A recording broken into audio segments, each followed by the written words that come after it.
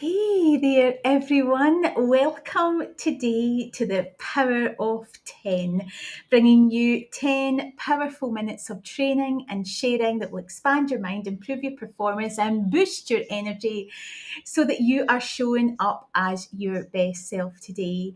My name's Marianne Smith. For those of you who don't know me, I'm a personal transformation and business coach for the modern woman in business.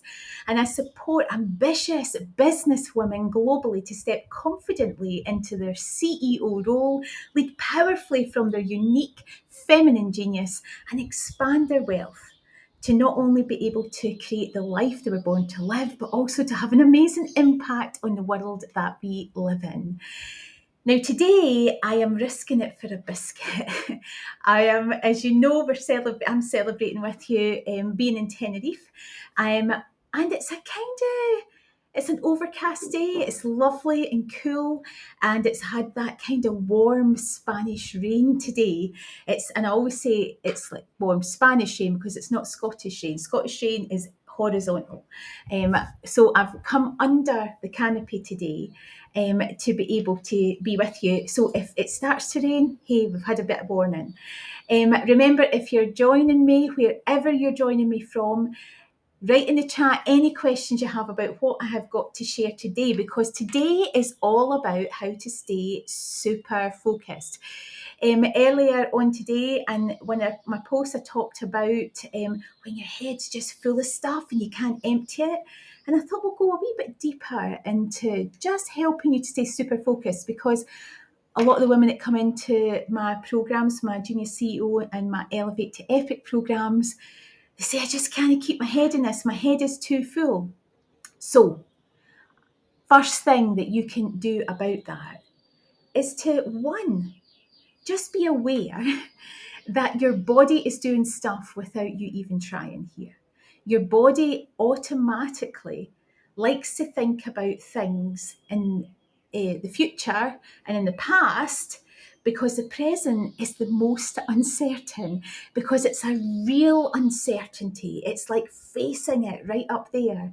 Whereas in the future, it has the potentiality to be uncertain. In the past, your body feels it's pretty safe because it's done it. And that's a whole other subject for another day. And the second thing is, be aware that your mind will just naturally wander anyway. It's not because there's anything wrong with you. So get those couple of concepts about your own nervous system just in place. And then commit to being focused. Now, that might seem obvious, but you have to make a commitment here and in your mind that I am going to take action with intention to improve my focus. Now, the first thing to do that is to think about how getting more present day to day generally, because when we think about getting focused, we usually think about a task or something that we have to do, and then we give that our focus that we need to stay focused on. Actually, if you're not staying focused, there'll be things in your general way that you live and be that you aren't very present. Now, being focused is about being very present and living in that moment, whatever it is. Do you know, whether it's a conversation or a piece of work, it's about living in that moment and getting present. So there's a few things you can do for that. One is to start to notice what your body is doing day to day. Do you know, what is triggering you to not actually be present? What kind of language have you got in your head going that is stopping you from being present day to day? Do you know, you may have negative language in your head that's going, oh, this is too hard, you can't do this, just leave that for another day, you can do that after lunch.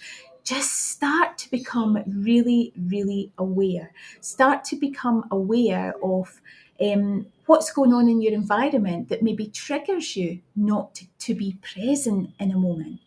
Do you know, something might trigger you really powerfully that puts you right off focus for another day, and you've been putting yourself in that environment all of the time. Start to think about whether you're actually bringing in practices into your day that encourage you to be present. Now, you'll hear people talking about journaling, meditating, breathing, all of this. Now, some of you might be thinking that's a whole load of woo. It's a whole load of important stuff that I never used to do at all. Never used to do, because my head, which is all full of masculine drive, determination, success, achievement, would dismiss it because whenever I tried it, it was difficult. I'm going to tell you that journaling, meditation, and breathing is difficult. And it's difficult because our minds are built to wander, like I said when we started this. And it's a practice that you have to get into the way of doing. And like anything, the more you practice, the easier it will get. And then you'll start to change and go more deeply in it. So just be aware, if you're not doing any of these practices anyway, then is it any surprise that you're not feeling present when you're maybe trying to have a nice time out with your kids, having a beautiful conversation?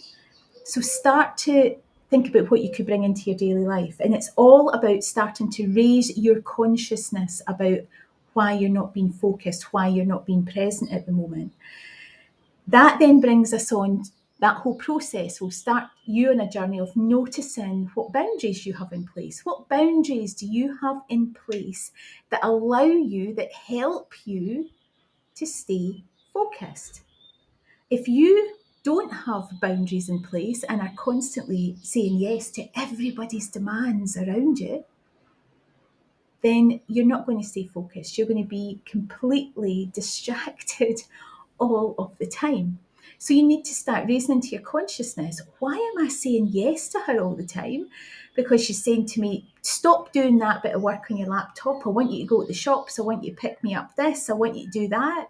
And you're reacting the whole time. What's causing that? Start to become very conscious about what's causing that. Then there's some practical things around boundaries. One is to be thinking about, do you have a default diary in place? Now, this is a nice little exercise for you. If you look in my diary, I have what I call a default diary, so that the birds have joined us today. But a default diary is I don't start work before 10 o'clock. Well, seeing clients, I've got lots of things I do before that point, and the birds are agreeing with me. I then have certain things I do on a Monday. I have certain things. So there's just chunks of time blocked out in this default diary. I've then also looked at what are the most important things that I need to do to be able to in my business every day, and those things are blocked into it. I am very, very clear about what the high impact stuff is. I am very, very clear about the work, the space that I give for my own development, for my journaling, for my meditation, for my yoga, for all of my self-care, for being able to have space to cook properly, because when I'm rushing cooking, I don't enjoy it. And there's no point, I don't get present with it, but just really noticing what's going on for you. The other part about boundaries as well is it's easier to say no to something if you're strongly connected to why you're doing the task at hand. So when people talk about why, what's your big why? Honestly, because it's used all the time, it can kind of diminish in value, but it is so important. I'm only here in Tenerife, being able to have this workation for the last 2 months because the why to have freedom, the why to work anywhere in the world, what that meant for my family, my relationships, my connections, my life was so strong that when somebody came into my life and said, can you do this? I would ask myself, is that going to take me a step forward to my why, my purpose of getting this freedom? And if it was no, then the answer was no. Somebody yesterday said to me, can you get an appointment on this day at 11:15? I says, I don't do appointments on that day at 11:15. You can have an 11 or a 12, but I'm not doing 15:15. And they were really shocked. I've got real strong boundaries because I've got things I know that are important for me to stay focused on because they take me a step forward towards my why, my passion. And the other part about focus is that it's more about distraction, and there's some practical things. Look at your environment right away. If you've got your phone constantly sitting there looking at you, flashing at you, if you're staying up for late night TV and exhausting your mind so that your sleep isn't good quality, if you've got your notifications on, I'm just noticing I haven't switched my WhatsApp off, and the high chance that might peak while I'm doing this.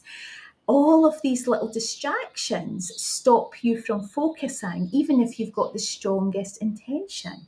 Because all of these things are there to pull you away from what you're doing.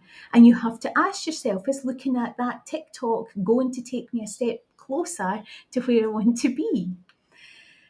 So, the outcome of doing these three things, getting committed to being focused, starting to be aware of your own nervous system, getting really present and putting in practices that allow you just to practice presence day in, day out, journaling, meditating, breathing. Where are you with all of that just now? What boundaries do you have in place that support you to say no to the wrong things, to the things that won't help you to move forward in a direction that is right for you, that is right for you? Do you have structures in place that allow you, that support you to say no, like my default diary does? And I'm committed to it. Are you connected to your why? Think about that for today. And what distractions have you just got on as you're sitting watching this and you're thinking, oh gosh, I've got every notification on. My phone's beeping away here. That's why. Become aware of it. And the outcome of all of that is that you are more likely to get more stuff done and the right things done that fill you with joy. And when you get things done and you can tick them off, you can celebrate your success. That reduces your stress, it increases your self-worth, it makes you feel more motivated, it puts joy out there for you to experience, and you get more presence. It just happens automatically all of the time. Because if you're not doing this stuff and you're failing and your to-do list building up, you keep it in your head. Then when you go out with your kids or you're having dinner with your wife and you're sitting there thinking, what am I still to do? What have I still to do? It's because you've not put these three things in. So folks, today, the power of 10, do these things and let me know what you discover when you take some time to reflect on them. Let me know if you take action and what the impact is. And whatever channel you're watching this on, pop it into the comments and share it with me. And I guarantee I will show up and I will respond to anything that you post, any questions that you might have on all of this. So that is the power of 10, how to get super focused for today. If any of this resonates with you and you got value, remember to like, comment, share. I really appreciate that. And if you're interested in being able to step in to do more about that, my Genius CEO program, from which all of these little nuggets comes from, they're all the little grains of sand that are in there. If you want to step in to taking big action in there, reach out to me. It's dead easy. Just drop me a DM. The program at the moment is open to applications, and I have the bonus in there that I'm securing the 2021 price for it until the 14th of February. A bit of love because we're celebrating here. So now is the time to take action if you are ready to really step into anything that I talk about in the power of 10. Otherwise, you can check me out at maryannesmith.com, LinkedIn, Facebook, and my Facebook group, the Fierce and Fabulous Society. So I look forward to seeing you again in the power of 10 and have a super, super focused day. Take care, everyone.